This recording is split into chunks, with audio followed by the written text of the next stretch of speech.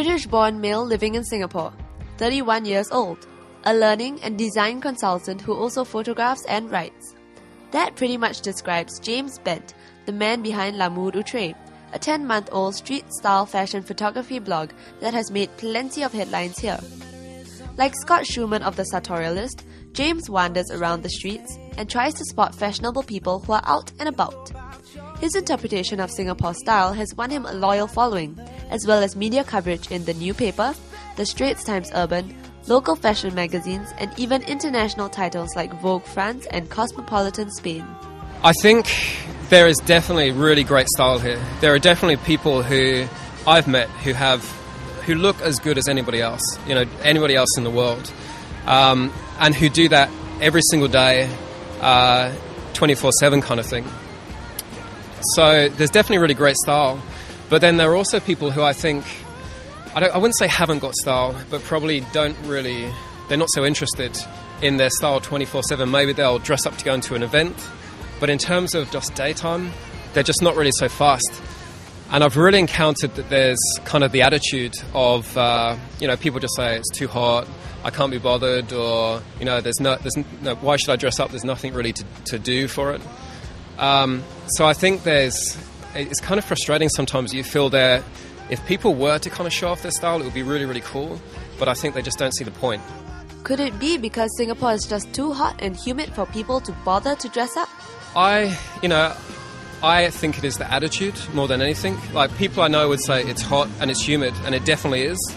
However, I think it's just people using that kind of an excuse, like, it's too hot or too humid to show any sort of style.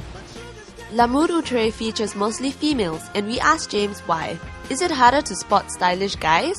I don't know if it's particularly the guys don't want to. Maybe they're just not quite sure how to. I still haven't quite worked that one out. But definitely I'd say the ratio, 70% of girls, maybe 30% guys, yeah. Recently I've got a few more, but I think, and I've said before that if finding girls to shoot is hard, finding guys can be really, really hard.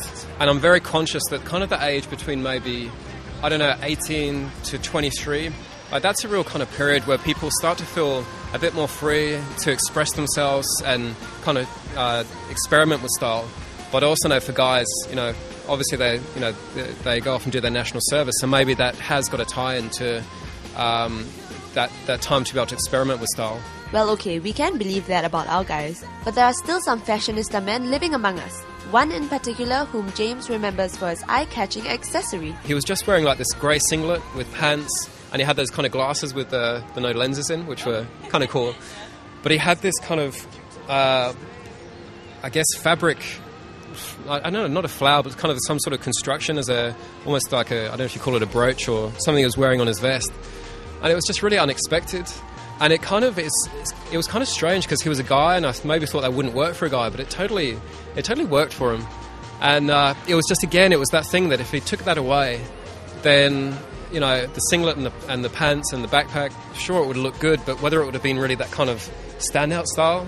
So it was just that nice accessory that really, really did stand out. That, it was really cool. What about the most memorable girl he photographed? It was one evening when it was starting to get late, maybe like 6:45, and the light was going.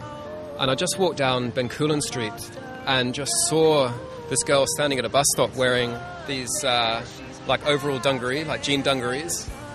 And it's just, it was great firstly to see her, but then when I got a photograph, I think the photograph is probably one of the ones I like the most, because just the expression on her face and the way she's standing is just, it's got so much power in the photograph.